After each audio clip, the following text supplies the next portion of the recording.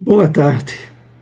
É o momento de iniciarmos nossas reflexões do estudo da série psicológica de Joana de Ângeles. Hoje estaremos iniciando o capítulo 8, O Homem perante a Consciência. É do livro O Homem Integral, e nesse capítulo, o capítulo 8, separamos algumas passagens relativas aos subtemas nascimento da consciência, os sofrimentos humanos, recursos para a liberação dos sofrimentos, meditação e ação. Lembramos sempre que os estudos anteriores desse livro estão em nosso canal no YouTube.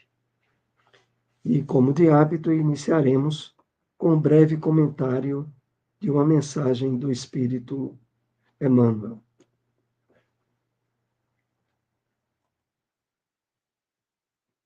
O nosso tema central, o homem perante a consciência, e uma passagem do livro O Evangelho comentado por Emmanuel, as cartas de Paulo, passagem de Gálatas, capítulo 6, versículo 17. Separamos esse parágrafo que nos chamou mais atenção.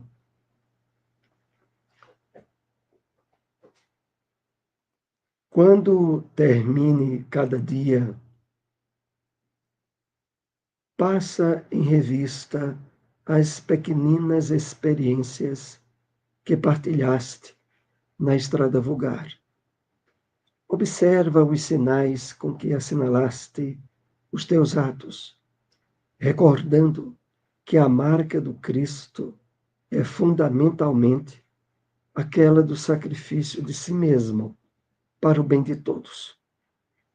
Então, vamos aqui fazer algumas observações. É uma passagem da carta de Paulo aos Gálatas, capítulo 6, versículo 17.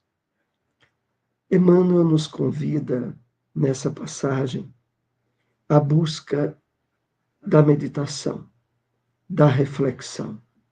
Ao término de cada dia, passarmos em revista as pequeninas experiências que estivemos envolvidos ao longo do dia.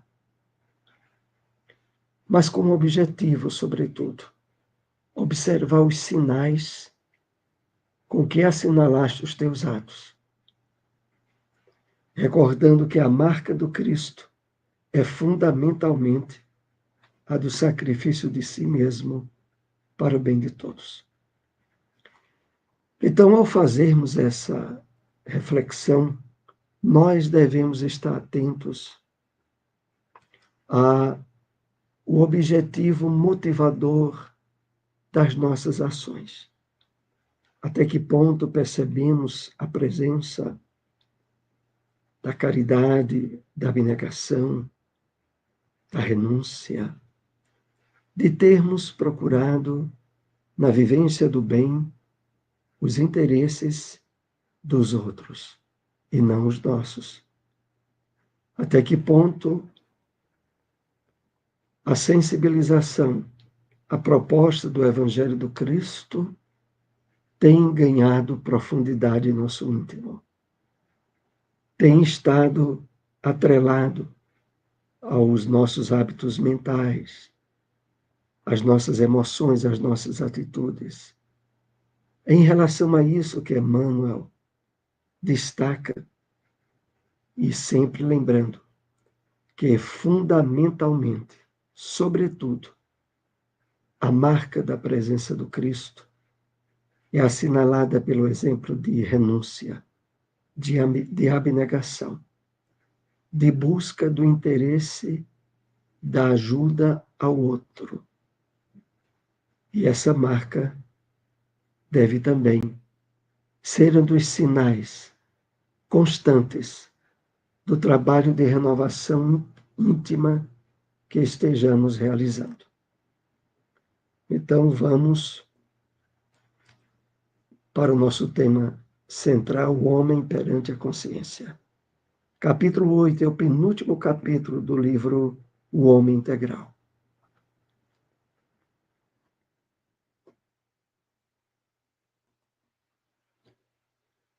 A vida saudável é a que decorre da liberdade consciente, capaz de enfrentar os obstáculos e dificuldades que se apresentam no relacionamento humano e na própria individualidade. Esta é a meta que a consciência almeja. Então, quando Joana nos diz que a vida saudável é a que decorre da liberdade consciente, ela se refere a um tipo bem característico de liberdade, aquela na qual o espírito está com as rédeas do controle, com os comandos, que não age de forma robotizada, automatista, inconsciente, mas que tem, na liberdade consciente, nas suas novas atitudes e comportamento, o controle e o direcionamento para os objetivos mais elevados da vida. E por isso ela continua destacando: capaz de enfrentar os obstáculos e dificuldades sem agir de forma automatista ou inconsciente, que era a nossa maneira padrão antes do despertar para o Evangelho de Jesus e para o despertamento próprio do Cristo interior em nós. Então, dificuldades que se apresentam no relacionamento humano e na própria individualidade. Então, é no dia a dia, é na vida social, é na vida de relacionamento que nós temos um campo fértil para a vivência dos propósitos do Evangelho de Jesus, das atitudes agora renovadas por uma consciência ativa. E termina Joana dizendo assim: esta é a meta que a consciência almeja. O objetivo maior na nossa caminhada evolutiva é assumirmos o nível do despertamento espiritual, no qual a nossa consciência comanda o que a gente pensa, sente e faz. É uma longa caminhada, porque representa aquele alvo apresentado no livro O Problema do Ser, do Destino e da Dor, por Leon Denis, quando ele se refere ao domínio do pensamento como sendo o degrau mais alto na nossa caminhada evolutiva, no nosso progresso espiritual, onde estaremos exercendo espontaneamente esse controle. Prossigamos, né? A coragem é fator decisivo para o bem do indivíduo na sua historiografia psicológica. Para Aurila, basta o interesse consciente e duradouro em favor da aquisição da felicidade, que se deve tornar a meta essencial da sua existência. Vamos analisar aqui com um pouco mais de detalhes. Interessante quando Joana começa dizendo que a coragem é fator decisivo para o bem do indivíduo na sua historiografia psicológica.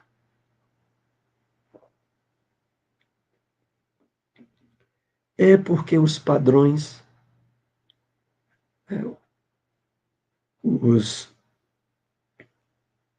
os modelos que trazemos no nosso psiquismo, é das atitudes de fuga, é das atitudes de desequilíbrio que marcaram durante muitas reencarnações nossas As atitudes profundamente egoístas e conflitivas com as leis divinas, abrindo campo para o medo, para a dúvida, para os conflitos. E ao invés de enfrentar esses conflitos, o homem sempre esteve em fuga.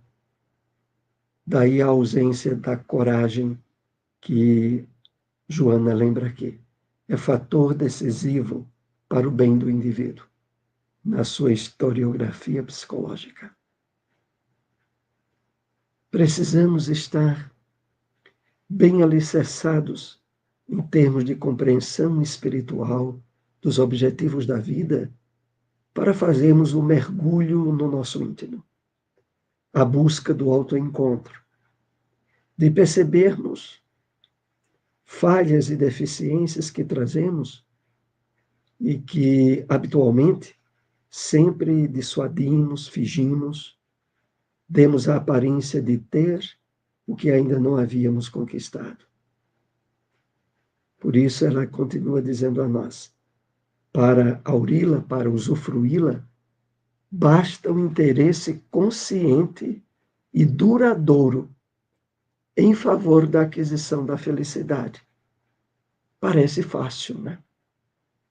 Qualquer um diria que todos nós, o que nós mais queremos é ser felizes. Mas é um engano. Enquanto o despertar da consciência profunda em nós ainda não estiver suficientemente exercido, o que nós mais fazemos é sabotar as possibilidades de felicidade e de paz que muitas vezes a vida nos oferece.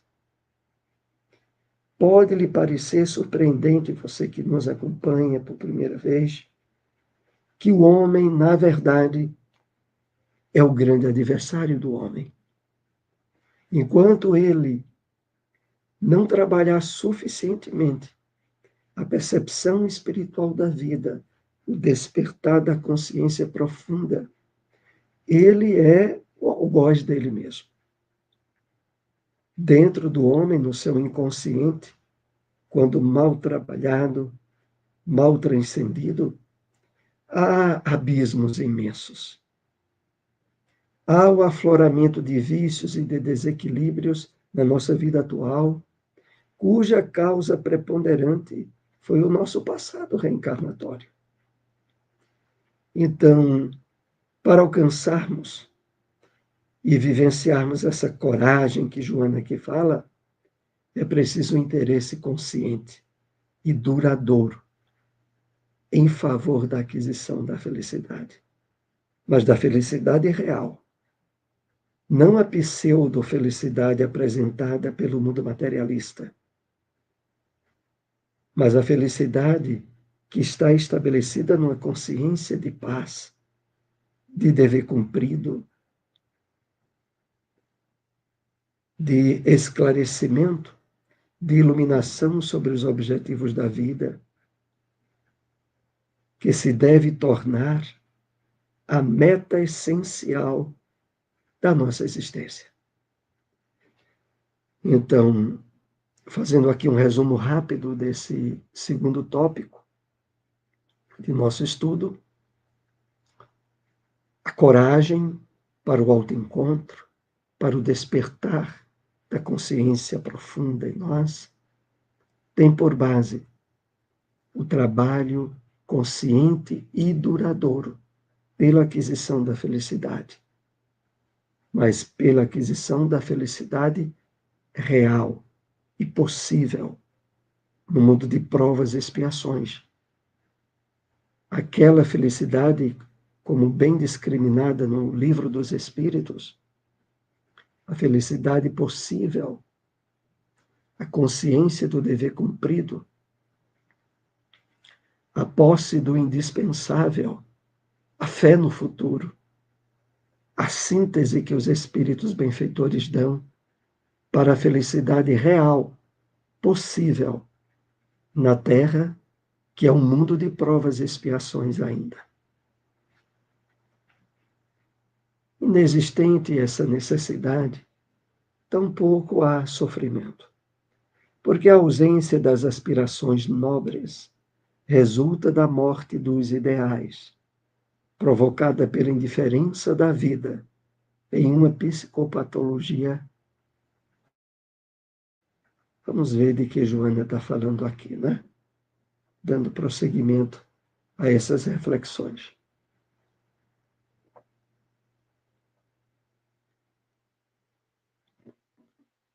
Sem busca de autoaprimoramento espiritual, sem esforço de crescimento íntimo, com ausência de aspirações nobres, resulta a morte dos ideais.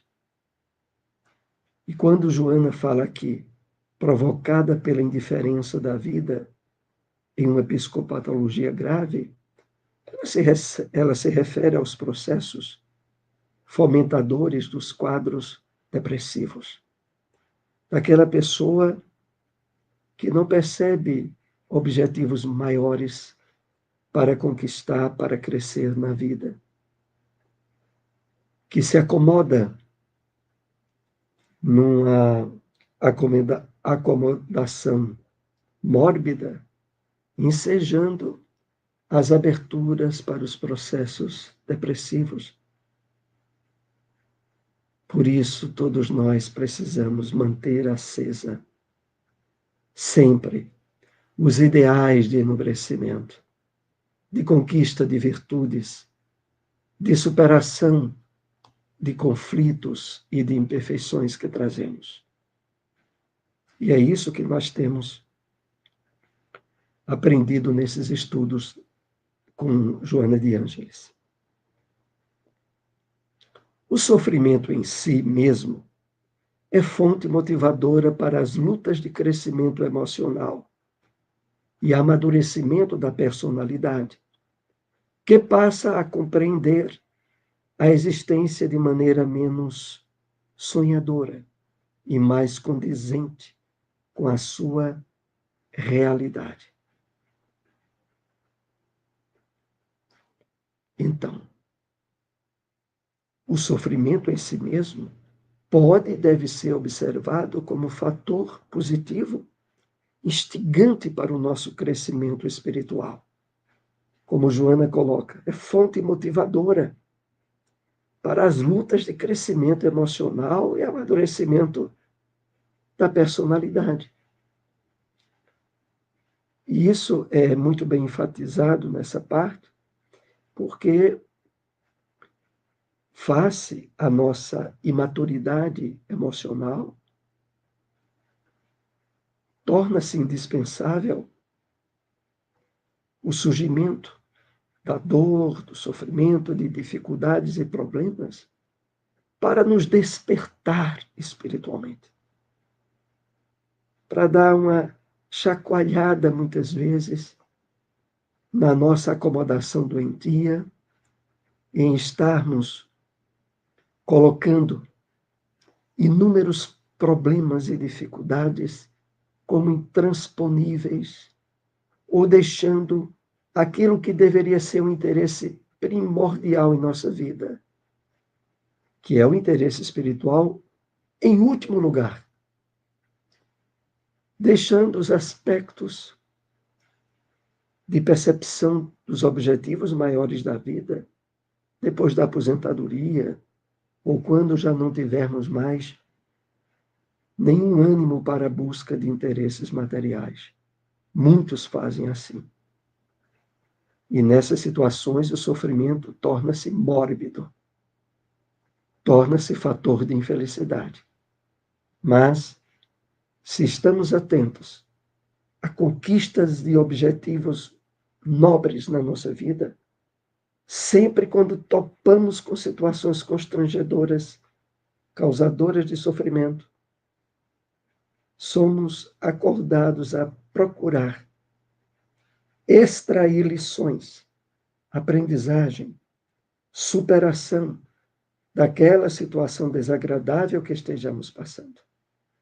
Nesse aspecto, o sofrimento é fonte motivadora de crescimento. E no final, Joana diz aqui, que passa a compreender a existência de maneira menos sonhadora e mais condizente com a sua realidade. A realidade que Joana aqui se refere é a do fato de que nós estamos num planeta atrasado, num mundo de provas e expiações, aonde a presença da dor, do sofrimento e da morte é para todos. E isso não nos deve levar para uma atitude depressiva ou de afrontamento à vida. Não. Isso é para nos levar a uma atitude madura. Uma atitude, como ela aqui coloca, menos sonhadora, mais condizente com a realidade em que nos encontramos. Para enfrentar essa realidade em que nos encontramos, os fatores de ordem espiritual precisam ter prioridade. É como Jesus já havia dito: buscai primeiro o reino de Deus e a sua justiça, para que depois as demais coisas sejam acrescentadas. O ato de ver bem as demais pessoas torna-se um hábito terapêutico, preventivo, em relação às agressões do meio ambiente, dos companheiros, constituindo um encorajamento para a luta libertadora. Aqui Joana continua trabalhando conosco essa percepção espiritual da vida. Entender, atuar na vida como de fato somos, espíritos imortais. O ato de ver bem as demais pessoas torna-se um hábito terapêutico preventivo. E esse hábito ele está totalmente alicerçado na percepção e no entendimento da vida espiritual como nos é mostrado pela doutrina espírita. E como é que ela nos mostra? Ela nos mostra o fato de que todos somos filhos de Deus. Todos estamos destinados à felicidade e à perfeição. Todos somos destinados à vivência do amor em plenitude. E se assim é, por que adiar essa percepção das pessoas pelo olhar da bondade, do equilíbrio, que, aliás, é uma forma, como Joana coloca, terapêutica, preventiva. Porque, invariavelmente, toparemos com pessoas desequilibradas, com provas de ordem material. Mas se a atitude nossa estiver amadurecida por essa compreensão que a doutrina espírita nos possibilita, nós teremos, como ela aqui coloca, encorajamento para uma luta libertadora. Estaremos de bom ânimo, positivos, certos dos objetivos maiores da vida que se realizarão. A felicidade de todos nós.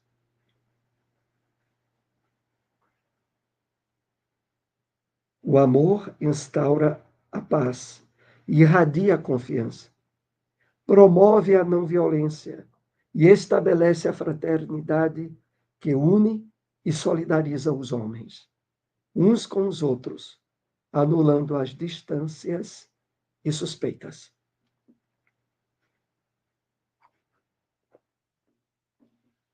Então, analisando aqui mais detidamente a importância desses aspectos que Joana vai colocando. O amor instaura paz e irradia confiança. Mas vejamos bem, é o amor que age, que atua. É o amor desperto em harmonia com as leis divinas. Instaura paz, irradia confiança. Estabelece a fraternidade que une e solidariza os homens. Isso é decorrência natural dessa qualidade de amor que Joana aqui se refere. E a consequência maior, solidariza os homens uns com os outros, anulando as distâncias e suspeitas. Lembrando aqui que as distâncias e suspeitas, elas têm a ver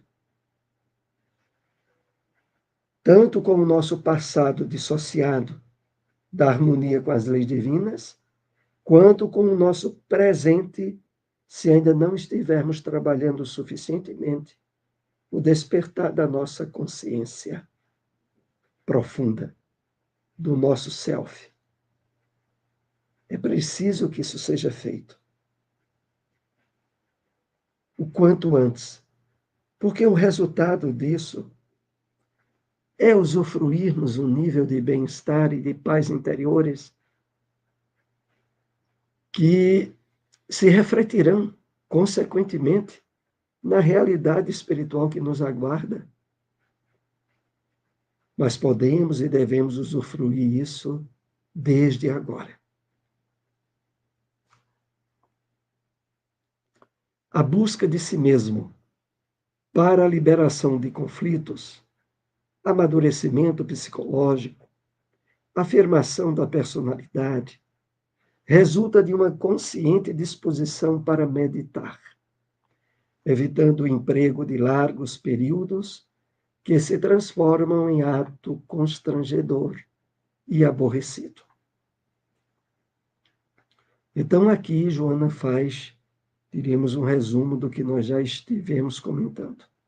A busca de si mesmo para a liberação de conflitos, amadurecimento psicológico, afirmação da personalidade. Inclusive, quando estivemos refletindo na introdução do estudo, a mensagem do Espírito Emmanuel.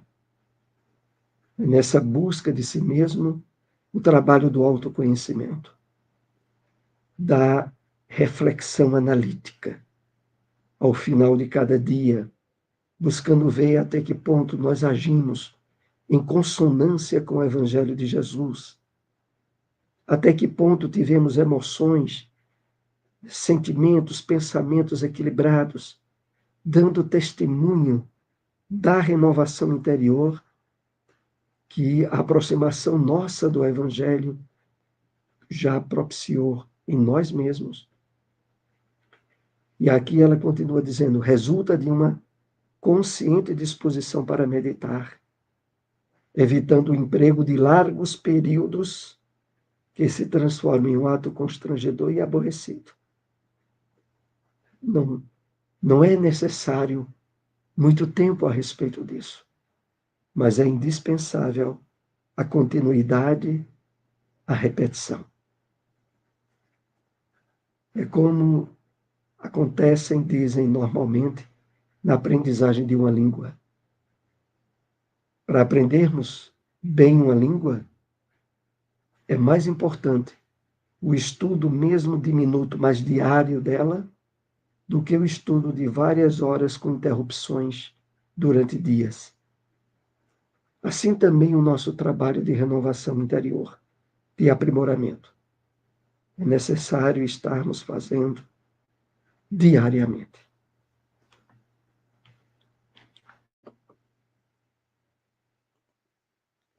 O homem que se autodescobre faz-se indulgente e as suas se tornam ações de benevolência, beneficência, amor.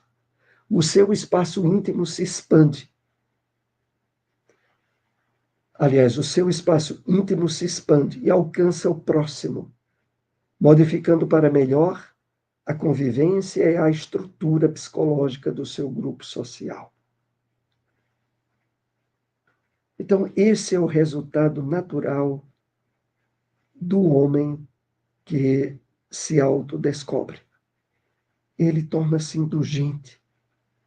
As suas ações estarão envolvidas com benevolência, beneficência, amor.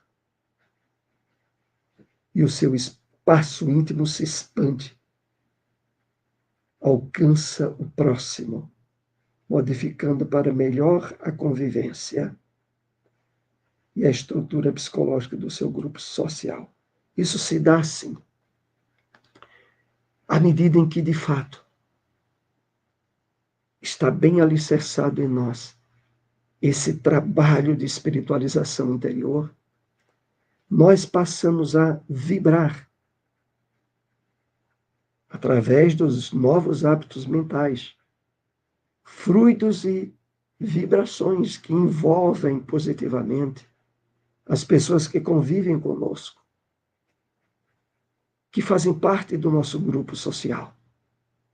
Há uma impregnação psíquica positiva, benéfica, bem definida, pelo compromisso de renovação íntima que estejamos, de fato, vivenciando. Então, é nesse sentido que Joana vai colocando aqui, tá? Vencendo as suas más inclinações, adquire sabedoria para a bondade, evitando as paixões consumidoras. Assim faz-se pacífico e produtivo, não se aborrecendo, nem brigando, antes harmonizando tudo e todos ao seu redor. Que maravilha, né? Poderia se dizer, mas quem não quer isso? Mas segundo vimos nesse estudo até agora, é preciso coragem, é preciso disposição para o trabalho de mergulho interior, de renovação íntima, para que, de fato, o trabalho de superação das paixões consumidoras, dos desequilíbrios que trazíamos, abra espaço para a florescência da bondade, né, das ações pacíficas. Consequentemente, todo esse trabalho que fazemos conosco mesmos alcança as pessoas que convivem conosco. Eu lembro aqui daquela passagem do livro Atos dos Apóstolos, onde é colocado para nós: aceita Jesus e serás salvo, tu e a tua família. E o evangelista se referia ao fato de que, ao fazermos a nossa transformação interior profunda, trabalhando essa aceitação de Jesus, na renovação, no despertamento de consciência que aqui estivemos compartilhando, as pessoas, a família que convive conosco, é alvo dessa impregnação. É claro que essa salvação, essa libertação, não terá de acontecer totalmente numa encarnação. Aqui se fala do plano do espírito imortal, que não é feito numa encarnação em termos de despertar transformador aqueles que convivem conosco, mas adiante será realizado. E nesse aspecto, o evangelista está profundamente correto.